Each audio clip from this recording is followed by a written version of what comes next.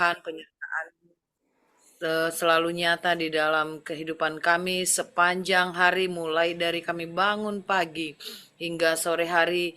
Di dalam setiap aktivitas yang kami lakukan sepanjang hari ini, Tuhan, Engkau sudah memberikan kami kekuatan yang daripadamu. Terima kasih buat waktu yang sudah Tuhan berikan kepada kami untuk kami bersama-sama kembali lagi, Tuhan, dipersatukan di dalam ibadah Zoom lewat setiap hamba-hambamu yang sudah bergabung di Zoom Family Ministry ini. Biarlah Engkau terus, Tuhan, yang menyertai kami satu persatu di tempat kami masing-masing. Berkati setiap perangkat yang kami pakai, sinyal yang kami gunakan. Biarlah semuanya, Tuhan, dapat mendukung setiap kegiatan ibadah kami pada sore hari ini. Berkati setiap hambamu yang akan melayani pada sore hari ini, Tuhan juga sertai mereka, berikan mereka sesuatu yang Tuhan mau, yang akan Tuhan sampaikan lewat hambamu. Terima kasih Bapa. Inilah doa kami yang kami panjatkan di dalam nama Tuhan kami Yesus Kristus. Kami sudah berdoa dan mengucap syukur padamu. Haleluya, amin.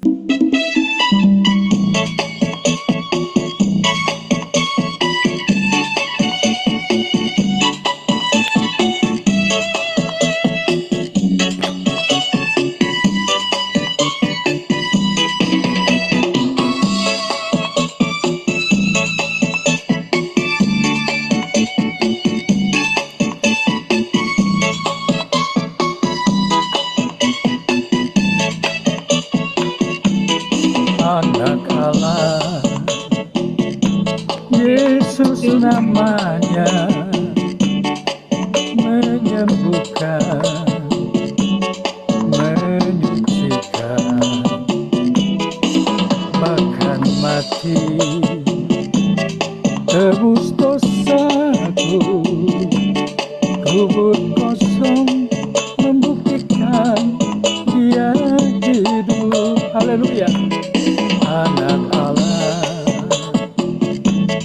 Yesus namanya, menyembuhkan, menyucikan, bahkan mati, tebus dosaku, kubur kosong, membuktikan dia hidup. Haleluya.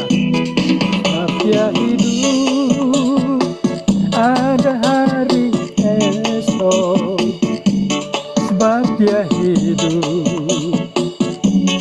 Ku tak gentar, karena ku tahu dia pegang hari esok. Hidup jadi berarti sebab dia hidup. Amin. Dia hidup, dia sudah bangkit dari kematian.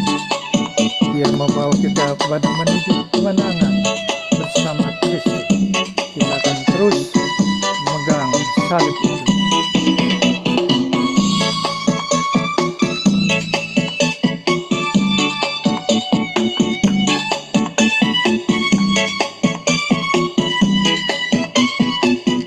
Sekali lagi kita nyanyikan lagu ini. Anak Allah, Yesus namanya, menyembuhkan, menyucikan, bahkan mati, tebus dosaku, kubur kosong, membuktikan dia hidup. Sebab dia hidup, ada hari esok, sebab dia hidup. Ku tak gentar, karena ku tahu dia pegang hari esok. Hidup jadi berarti sebab dia hidup. Hidup jadi berarti sebab dia hidup. Amin. Sekarang mari kita siapkan hati kita untuk menyambut firman Tuhan. Saya akan nyanyikan lagu kedua, Tak Tersembunyi Kuasa Allah.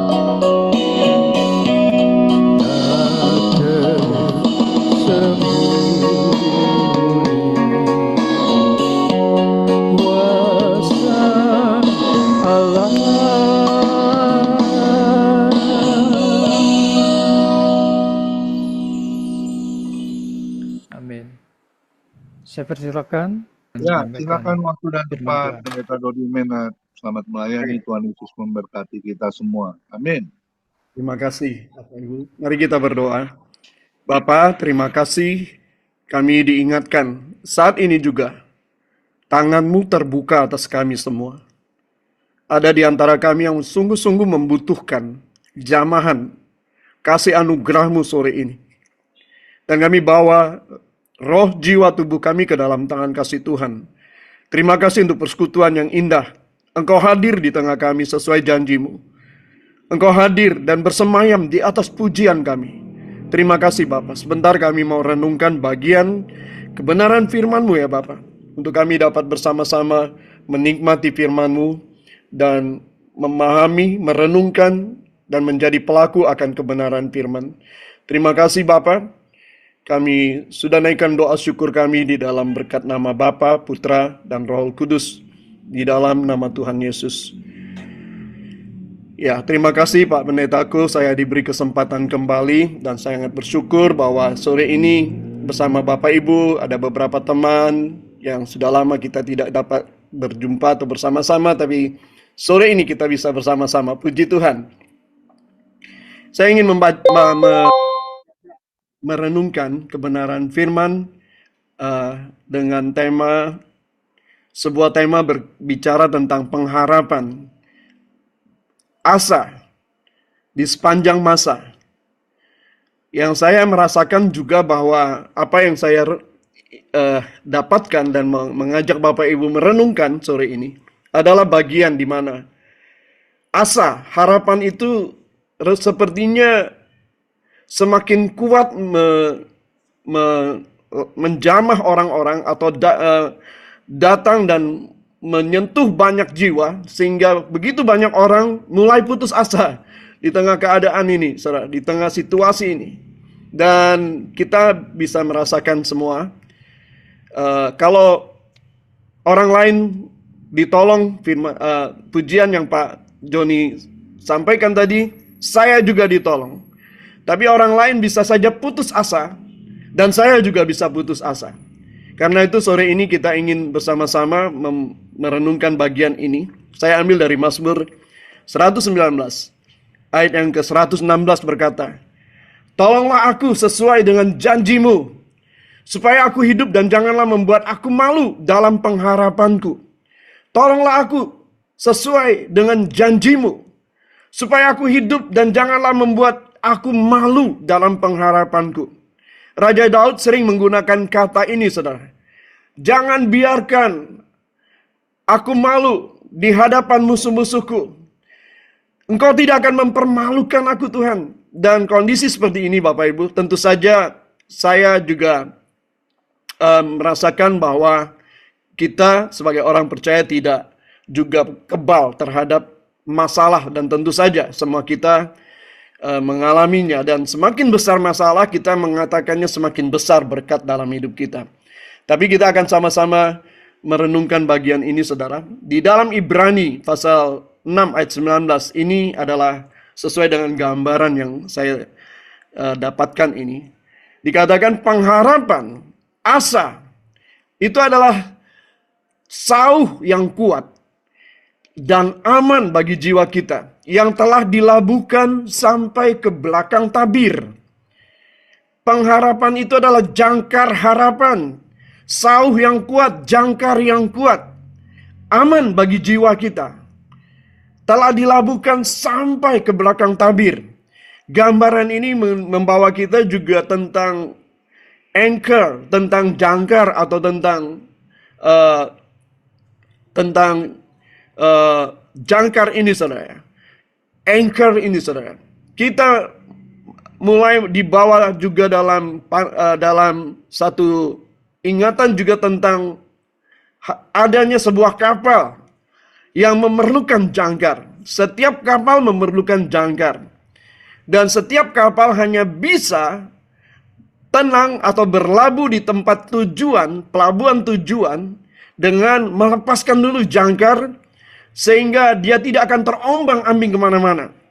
Semakin besar kapal, semakin besar juga jangkar yang dibutuhkan.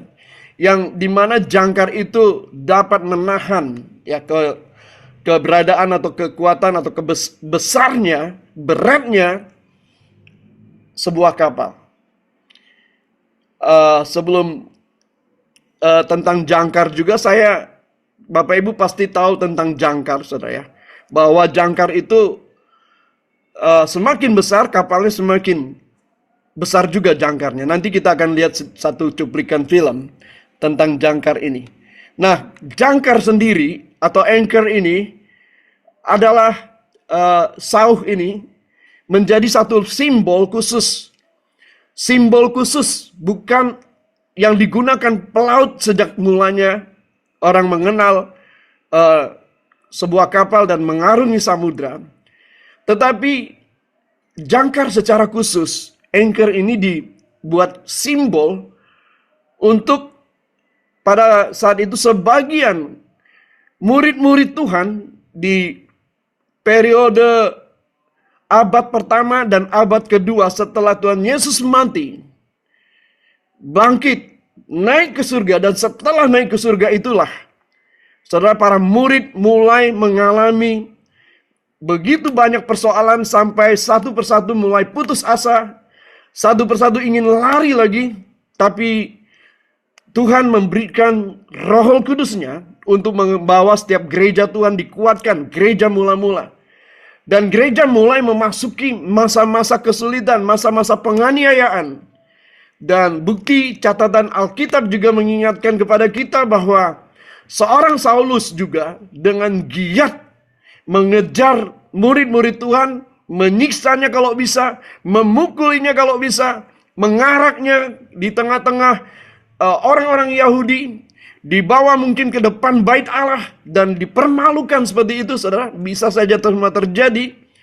Dan para murid mulai mengalami sampai suatu hari Stefanus, seorang murid Tuhan, juga mati di depan Paulus, dan dia mati dengan cara yang sangat sadis, dilempari batu. Bapak Ibu yang terkasih dalam Tuhan, saya percaya kita mungkin gak pernah lihat orang dihukum mati dengan dirajam seperti itu ya. Tapi kita bisa membayangkan bahwa kematiannya begitu sakit, dan kematiannya tidak cepat, saudara, cukup lama. Orang harus melempar sampai dia baru kehabisan, mungkin semuanya sudah pecah-pecah, baru kemudian nafasnya habis. Saudara, ini sesuatu penderitaan yang luar biasa, sehingga murid-murid mulai mencari tempat, lari ke sana kemari, mencari tempat untuk berkumpul, mencari tempat untuk bersembunyi. Di Roma dan Italia pada saat itu, saudara, mereka terus dikejar-kejar baik oleh pemuka Yahudi, tokoh-tokoh agama Yahudi, termasuk juga oleh tentara Romawi, sampai kemudian mereka harus menggali lubang-lubang di bawah kota yang awalnya adalah sebuah tempat yang disebut dengan katakombe ya. Sampai hari ini tempat itu masih ada di bawah kota Roma maupun di Italia. Sudah beberapa tempat di bawahnya itu ada lorong-lorong, ada gua-gua, labirin yang banyak sekali cabang-cabangnya, saudara. Dan itu menjadi tempat persembunyian, tapi sekaligus di sana menjadi kuburan bagi begitu banyak murid-murid Tuhan pada saat itu. Tempat pembantaian, saudara. Waktu tentara Roma, kekaisaran Roma juga sebenarnya awal-awalnya tidak masih menghargai akan tempat suci, karena di goa juga mereka beribadah, saudara. Tapi kemudian mereka masuk ke dalam goa itu dan membantai juga semua orang yang ada di goa. Dan ini tempat ini disebut katakombe, dan tempat di mana begitu banyak martir, ya. Martir artinya juga orang-orang yang memenuhi panggilan Tuhan, memenuhi panggilan Tuhan sebagai martir, saksi kebenaran, sampai juga berani memberikan nyawanya sendiri untuk menjadi martir, saudara. Dan itu membuat kita juga hari ini, kita bersama-sama ditempatkan Tuhan sebagai martir juga. Karena tugas kita adalah menjadi saksi. Kita diberi kuasa, kita diutus Yerusalem, Yudea sampai Samaria dan ke ujung bumi. Menjadi saksi. Saksi itu juga dengan dasar kata martir, saudara. Dan tugas kesaksian adalah marturia, adalah panggilan ketiga dari gereja, di mana kita harus berani siap untuk menjadi saksi Kristus di mana saja, kapan saja, kepada siapapun juga. Saudara yang terkasih, nah itu sebabnya secara filosofis juga kita mau renungkan tentang jangkar ini, saudara. Jangkar ini adalah berkaitan dengan sesuatu yang membuat stabil. Ya. Kata jangkar itu dalam bahasa Yunaninya juga, saudara. Itu berarti adalah dua hal. Dua hal pengertian tentang jangkar. Yang pertama adalah aman. Aman, saudara. Terkendali. Yang kedua, kekuatan. Yang berkonotasi juga perlindungan. Jadi jangkar itu adalah alat yang digunakan untuk kapal bersandar dan melepaskan jangkar sehingga seisi kapal tidak akan pergi kemana-mana karena jangkarnya mengikat. Dan sampai di tujuan dan kapal itu ketika penumpang turun, dia dapat menemukan kapalnya kembali dan naik kembali karena jangkar ini memberikan keamanan sehingga kapal tidak akan kemana-mana, saudara. Dan jangkar juga berbicara tentang satu kekuatan. Ketika jangkar dilepaskan, ujung-ujungnya yang tajam itu akan menancap di batu-batuan, batu-batu karang dan batu-batuan di lautan dan mengikat kapal itu tidak dapat kemana-mana juga, saudara. Berbicara tentang satu kekuatan yang dapat menjaga, memberi rasa aman dan mengikat. Dan dalam pengertian dikatakan sebagai sesuatu yang solid, stabil, berada di eksistensi yang cair. Ini berbicara tentang apa, saudara? Ini berbicara tentang yang cair itu adalah kapal akan selalu ada di samudra. Ada banyak catatan Alkitab tentang kata samudra, saudara. Samudra itu air laut yang begitu luar biasa, yang begitu luas. Saudara, yang dikatakan tidak terselami. Samudra ini yang merupakan seluruh, bahkan kalau kita bisa bayangkan bagaimana keadaan setelah kejadian pasal 6, waktu kemudian seluruh permukaan bumi dipenuhi dengan air. Kita nggak bisa bayangkan, saudara. Dan itu membuat bumi kita terbentuk seperti ini hari-hari saat ini, saudara. Begitu besarnya dan begitu tidak terselaminya, begitu luasnya. Dan laut ini menjadi bagian di mana manusia juga bisa makan, minum, atau juga mencari penghasilan di laut ini. Dan tapi juga laut juga menjadi tempat begitu banyak kubur yang menjadi orang yang tenggelam, kapal yang tenggelam, dan semuanya ada di dalam laut, saudara. Bayangkan hari-hari ini juga kita masih bisa mendapat catatan bahwa ada di laut ditemukan keretanya tentara Mesir dulu yang mengejar-ngejar Musa, masih ada sisa-sisanya, fosilnya, saudara. Dan itu gambaran-gambaran di mana seakan-akan laut memang menguasai atau volume meluasnya itu memenuhi bumi, saudara. Lebih luas lautan daripada daratan, saudara. Ini juga gambaran ketika kita melihat tubuh kita juga bahwa eksistensi tubuh kita sendiri 70% itu berupa cairan, saudara. Sehingga kita juga ini menjadi sebuah gambaran bahwa baik laut yang begitu luas, saudara, yang tidak terduga, tidak terselami, demikian juga dengan manusia yang cairnya yang begitu banyak, membuat satu gambaran bahwa kita membutuhkan suatu kekuatan, membutuhkan soliditas, membutuhkan sesuatu yang dapat memberikan rasa aman, yang dapat memberikan ketenangan, yang dapat kita pegang untuk menjadi kekuatan kita, yang membuat kita merasa tenang, saudara. Ini yang bicara tentang filosofisnya tentang jangkar, sehingga setiap kita membutuhkan jangkar buat jiwa kita. Sebagaimana kapal membutuhkan jangkar untuk dia dapat berlabuh dan tidak terseret dengan arus. Yang kedua, ini berbicara tentang transendensi dan imanensi, saudara.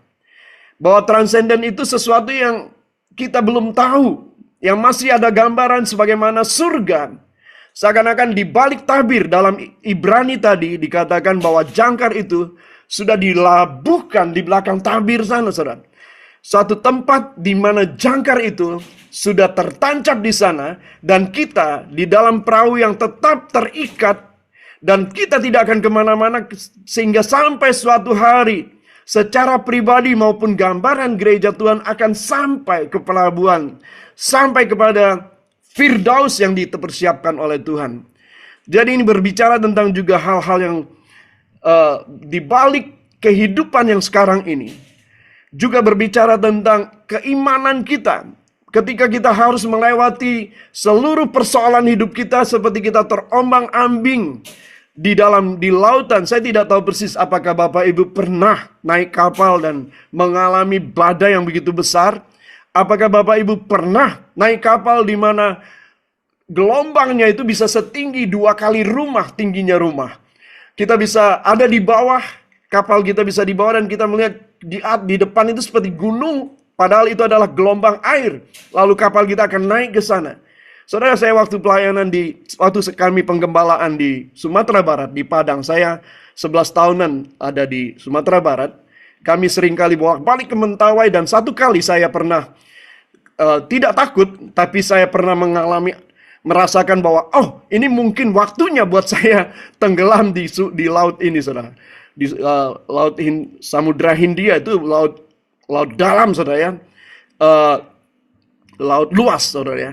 Nah, kami hanya dengan perahu yang isinya 30 orang, dengan perahu motor dengan isinya 30 orang, dan mengalami badai antara kami dari pulau satu ke pulau yang lain.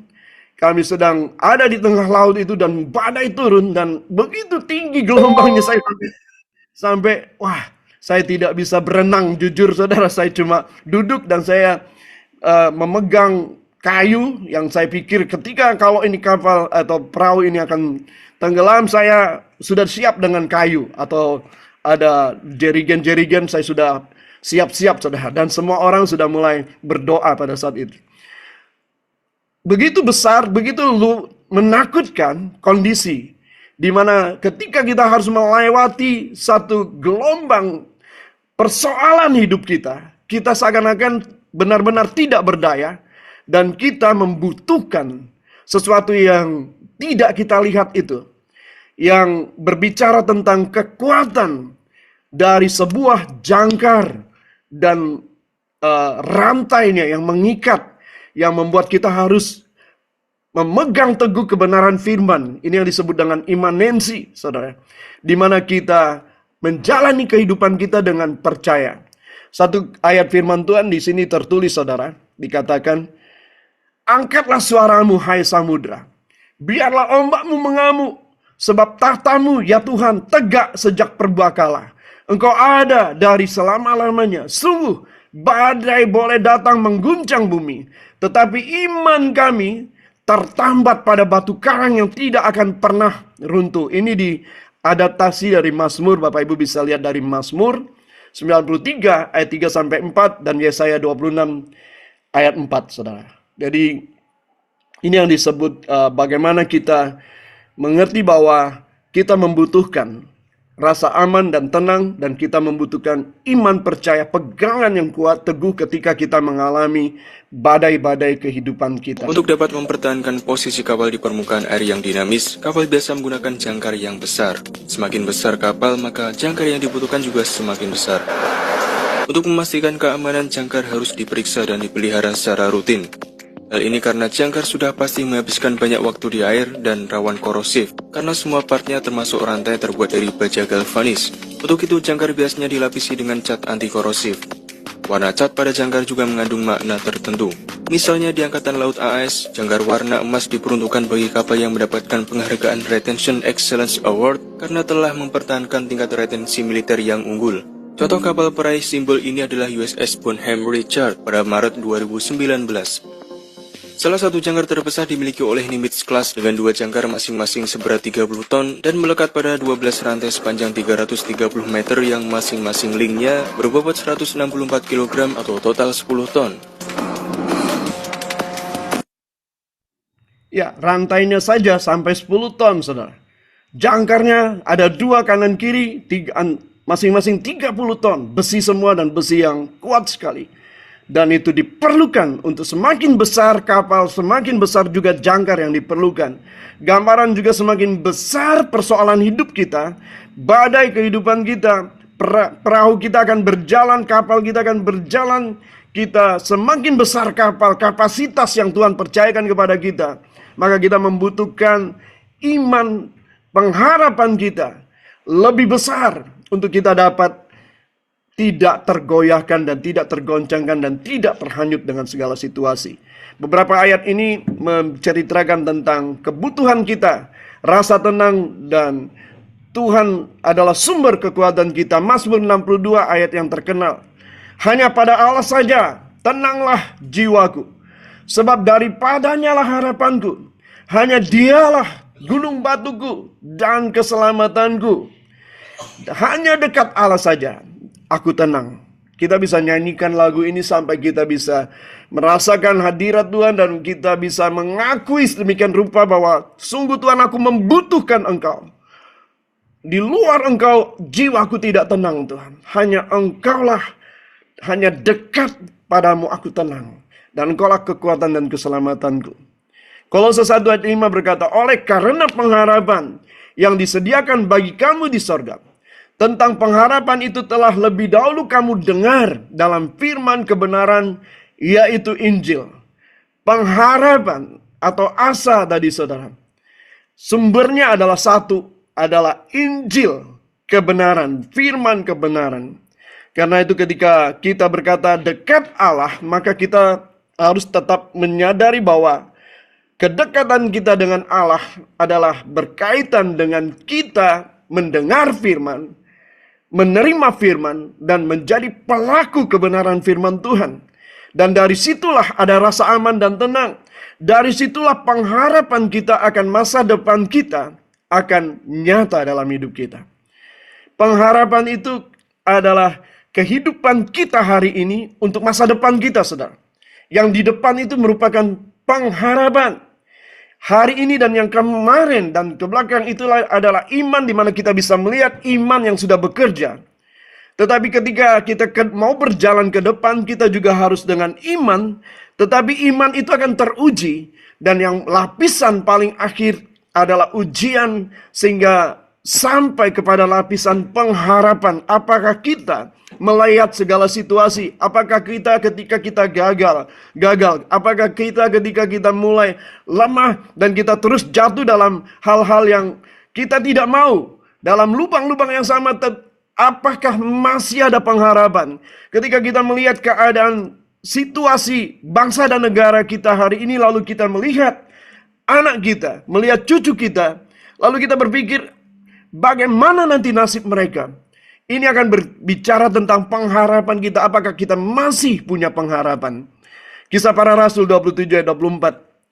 Dan ia berkata, jangan takut Paulus, engkau harus menghadap Kaisar, dan sesungguhnya oleh karunia Allah, maka semua orang yang ada bersama-sama dengan engkau di kapal ini akan selamat karena engkau. Ini kisah yang bagus di Kisah Para Rasul 27, saudara, bahwa kapal yang ditumpangi Paulus sebagai tawanan tenggelam, tapi Paulus sebagai tawanan dia tidak lari, saudara. Dia tetap berkumpul. Lalu sebelum semuanya itu terjadi, saudara, ada malaikat Tuhan datang kepada Paulus dan berkata, jangan takut Paulus, engkau harus menghadap Kaisar, dan sesungguhnya oleh karunia Allah, maka semua orang yang ada bersama-sama dengan engkau di kapal ini akan selamat karena engkau. Saudara, ternyata juga bahwa iman dan pengharapan kita, kehidupan kita ini sesungguhnya menjadi rencana Tuhan. rencana yang baik untuk hari ini dan esok dan masa depan. Tapi tidak hanya untuk diri kita sendiri. Ternyata saudara, setiap kita telah menerima sebuah takdir ilahi, destiny saudara, untuk kita menjadi alat membawa orang lain menerima keselamatan melalui kita. Dan Paulus, dari cerita Paulus kita dapat melihat, Paulus pun mengalami begitu banyak. Kalau saudara melihat kehidupan Paulus, dan kita akan melihat bagaimana kehidupan dia yang luar biasa. Kita tidak ada waktu untuk membahas tentang Paulus. Di dalam segala keadaan Paulus berkata, aku tetap punya pengharapan. Dan pengharapan itu tidak mengecewakan, saudara yang terkasih dalam Tuhan. Nah, dalam konteks inilah saya ingin sampaikan 3 pokok ini, saudara, bahwa di sepanjang perjalanan kehidupan kita yang sudah lalu, hari ini dan besok, saudara. Hari ini kita punya iman, kita percaya, tapi iman kita akan diuji, saudara. Ketika kita sungguh-sungguh percaya aku akan dapat keuntungan ini, dan aku sudah punya deposito ini, dan aku pasti dapat membayar kewajiban ini, dan semua bisnisnya akan berjalan. Dan ketika hal itu tidak berjalan, dan kemudian orang bisa bilang kita sudah jatuh, tertimpa tangga lagi, dan kondisi kita semakin begitu parah, dan iman kita mulai tergerus. Benar nggak? Kenapa Tuhan tidak dengar doaku? Mengapa sampai hari ini dia tidak jawab? Mengapa belum ada pertolongan buat aku? Saudara yang terkasih dalam Tuhan, disitulah pengharapan di dalam kita akan benar-benar akan dinyatakan melalui kasih anugerah Tuhan. Pertama, tentang pengharapan ini didasari dengan Yesus, kasih anugerah di dalam Yesus Kristus. Dialah perintis. Dari Ibrani di awal tadi, Ibrani 6 ayat 19, dia yang sudah lebih dahulu, dia yang telah menjadi imam besar agung, duduk di sebelah kanan Allah Bapa. Dia telah menyelesaikan tugasnya dan dia ada di sana. Bahkan catatan firman Tuhan juga berkata bahwa dia berdoa buat gerejanya, saudara.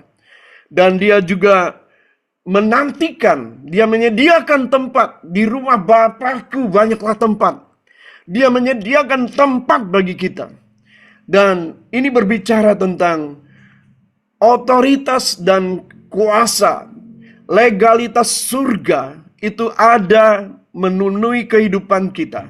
Hidup kita telah dijamin untuk melewati segala badai kehidupan apapun. Sampai Tuhan katakan it is finished, atau kita harus menyelesaikan. Kita selesai dengan persoalan kita dan kita harus pulang. Maka Tuhan sudah menyediakan, saudara. Hal yang tidak dimiliki oleh semua orang hanya diberikan kepada kita sebagai orang percaya. Bahwa kita diberikan, dipersiapkan hal-hal yang terbaik yang akan diberikan di dalam surga, di dalam Firdaus yang dia sediakan. Tapi sepanjang kehidupan kita melewati perjalanan hidup kita dengan otoritas di dalam kuasa dimiliki oleh kuasa Yesus, bahwa ada otoritas Tuhan di dalam hidup kita. Yang kedua, Roh Kudus, yang gambarannya dapat kita lihat tadi, betapa kuatnya rantai, betapa besarnya rantai itu. Semakin kapasitas kita besar, semakin besar kita dapat melihat atau merasakan bahwa rantai itu akan mengikat dia. Ketika jangkar Saul dilepaskan dari kapal tadi, dia akan masuk ke dalam air. Air akan menutupi itu semua dan kita tidak bisa melihatnya. Tapi jangkar akan jatuh di tempatnya dan dia akan menancapkan, jangkar itu akan tertancap di batu atau di tanah dan membuat ikatan atau juga membuat kekuatan sehingga kapal tidak akan bergerak kemana-mana. Ini adalah gambaran Roh Kudus yang mungkin kita seringkali tidak lihat, tapi dia nyata di dalam hidup kita. Dia pribadi ada di dalam kita. Kita tahu ini adalah tubuh kita, adalah bait dari Roh Allah. Dan Roh Allah berdiam di dalam kita, saudara. Dia tidak terlihat, tetapi dia punya, kita dapat merasakan. Seperti kapal itu akan merasakan tegangan, tarikan dari rantai itu. Dan ketika rantai itu mengikat sesuatu, kapal itu tidak akan kemana-mana, dan itu dia rasakan. Demikian juga keadaan kita. Ketika kita tahu kita sedang mengalami satu pergumulan dan Roh Kudus turun menolong kita, kita dapat merasakan bahwa kehadirannya nyata dalam hidup kita. Hari-hari ini, mari kita sama-sama membawa diri kita untuk kembali memiliki persekutuan dengan Roh Kudus-Nya, dan kita merasakan eksistensi Roh Kudus itu semakin nyata di dalam hidup kita. Bagian ketiga dari pengharapan ini, bahwa kita adalah gereja atau orang percaya. Kita adalah pelaut, atau kita adalah orang-orang yang berjalan atau ada di atas kapal. Kita sedang menjalani semua perjalanan iman kita, perjalanan hidup kita. Dan kita berjalan, saudara. Disinilah kita punya satu pengharapan eskatologisnya, bahwa kita punya pengharapan suatu hari kita akan ada di mana Yesus berada. Karena Yesus sudah janjikan, di mana aku berada, engkau akan berada. Aku di dalam Bapa, Bapa di dalam aku, engkau di dalam aku, dan aku di dalam. Dan kita akan bertemu bersama-sama di dalam kasih anugerah Tuhan, saudara. Dan saya akan akhiri dengan satu ayat ini untuk membawa kita hari ini. Baik apapun beban pergumulan hidup kita, saudara. Saya juga menghadapi berbagai macam persoalan. Dan kadang-kadang sudah melakukan ini dan itu, mencari apa lagi yang harus saya lakukan, tetapi seakan-akan saya tidak mendapatkan jawaban apapun juga. Seakan-akan saya berjalan sendiri. Tapi hari ini, saudara, saya menerima kebenaran firman Tuhan ini. Saya merasakan bahwa Tuhan luar biasa dalam hidup kita, tidak pernah meninggalkan kita. Satu ayat yang kita harus pegang teguh, Bapak Ibu dapat melihat dan membacanya bersama-sama, dan merenungkan sebagai akhir dari renungan atau khotbah ini. Di Roma 8 ayat 38 sampai 39. Sebab aku yakin bahwa baik maut maupun hidup, baik malaikat-malaikat maupun pemerintah-pemerintah, baik yang ada sekarang maupun yang akan datang, atau kuasa-kuasa, baik yang ada di atas maupun yang di bawah, ataupun sesuatu makhluk lain, tidak akan dapat memisahkan kita dari kasih Allah yang ada dalam Kristus Yesus Tuhan kita. Amin. Mari kita berdoa. Bapa, terima kasih kebenaran firman-Mu menjadi fondasi kehidupan kami semua hari ini. Bapa, kami sedang berjalan bersama-sama sebagai gereja Tuhan yang Kau tempatkan di bumi Nusantara ini, di negara kami tercinta Indonesia. Negara dan pemerintahan kami, oh Tuhan, bangsa kami yang sedang dalam kondisi tidak baik ya Bapa, dalam sosial politik dan tata kelola negara, yang membuat kami juga bertanya-tanya Tuhan, bagaimana nanti nasib akan anak maupun cucu kami. Namun hari ini kami mau berkata, Tuhan, Engkaulah sumber kekuatan kami, Engkaulah firman yang akan terus menjaga kami dalam perjalanan hidup kami, dan Roh Kudus-Mu menjadi sumber pengharapan bagi kami. Roh Kudus nyata bagi kami, yang akan membawa kami tidak akan hanyut dengan segala situasi, tidak terhanyut dengan keadaan dunia dan terlarut dengan dunia, tapi kami akan tetap berjalan, dan Engkau menarik kami terus semakin dekat sampai kami bertemu muka dengan Engkau. Terima kasih Bapa, terpujilah nama-Mu Bapa. Kami semua sudah berdoa dan mengucap syukur atas kebenaran firman-Mu. Dalam nama Tuhan Yesus kami berdoa. Haleluya. Amin. Ya, terima kasih untuk hambanya, Pendeta Dodi Menat. Semua diberkati ya, amin ya. Luar biasa firman-Nya ya. Hari ini kita sudah mendengar apa yang menjadi pesan Tuhan ya. Satu kapal yang besar pasti jangkarnya tentu juga besar ya. Jangkar itu kalau saya melambangkan itu kan ada di dalam dasar laut. Berarti firman Tuhan yang harus kita teguh berpegang dalam kehidupan kita. Ya, sedalam apa kita memahami firman Tuhan, ya, itu yang harus kita pegang. Karena saya percaya janji di dalam firman Tuhan itu adalah iya dan amin. Ya, bahkan pengharapan di dalam Tuhan sekalipun masa depan yang kita lihat ya ke depannya tidak menjanjikan itu lebih baik. Tapi saya percaya kalau kita pegang janji Tuhan, ya, jangan pernah lepaskan janji Tuhan. Pegang tangan Tuhan, terus pegang kuat, ya. Percaya bahwa firman Tuhan pasti digenapi dalam kehidupan kita, apalagi kita sebagai anak-anaknya orang percaya ya, bukan hanya terpanggil tetapi jadi orang pilihan Tuhan. Pegang itu, ya, karena saya percaya orang yang setia, yang taat berpegang kepada firman itu akan digenapi oleh Tuhan dan mujizatnya pasti akan terjadi. Amin. Ya, lakukan dengan kehidupan kita yang selalu berkenan, tidak sembarangan hidup ya, tidak semau kita ya, tapi biar kehendak Tuhan yang jadi. Karena saya pegang selalu di 1 Petrus 4 ayat 2, supaya waktu yang sisa, kita punya waktu yang sisa dalam hidup ya. Mazmur 90 ayat 10 bilang apa? Manusia bisa hidup 70 tahun itu kalau kuat, tapi kalau kuat kita bisa 80 dan itu kesukaran yang besar. Tetapi 1 Petrus 4 ayat 2, supaya waktu yang sisa kita hidup ini ya, jangan kita pergunakan untuk keinginan kita. Biarlah kehendak Tuhan yang jadi. Lakukan. Kita terus di dalam Tuhan. Terus bersekutu yang kuat dengan Tuhan. Saya sangat percaya ya, jerilah kita tidak akan sia-sia. Ya, sekalipun dunia teman-teman kita ya terkadang mengecoh atau menertawakan ya, tapi jangan takut. Firman Tuhan itu pasti akan digenapi dalam kehidupan kita. Anak, mantu, cucu kita pasti akan diberkati oleh Tuhan. Amin. Terima kasih untuk hambanya, Pendeta Dodi Menat yang sudah menyampaikan isi hati Tuhan. Kiranya Tuhan berkati terus hambanya, menjadi hamba yang setia, yang melayani Tuhan Yesus lebih sungguh lagi. Istri dan 3 anaknya ya, Nisi, Selo, Jason Menat pasti akan diberkati oleh Tuhan. Dipakai oleh Tuhan menjadi keluarga yang sekena glory di hadapan Tuhan.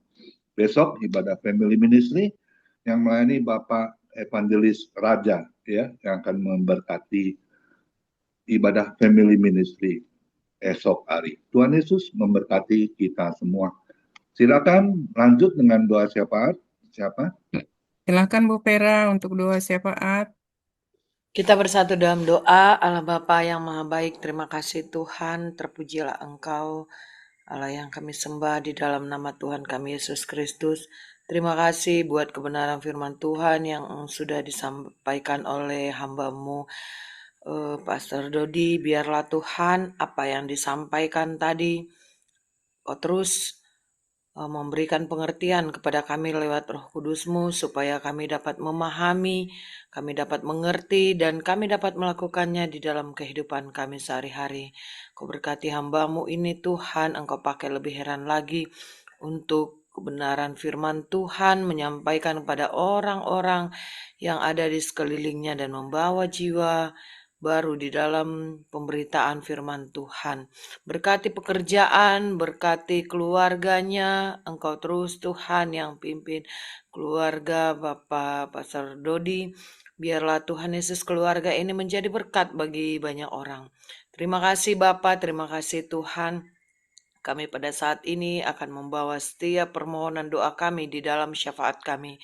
Kiranya Engkau Tuhan mendengarkan dan Engkau memberikan setiap pengertian kepada kami, dan kami dapat menyampaikan Tuhan setiap pokok-pokok doa di dalam kami Tuhan, kami sampaikan ke dalam tangan-Mu Tuhan.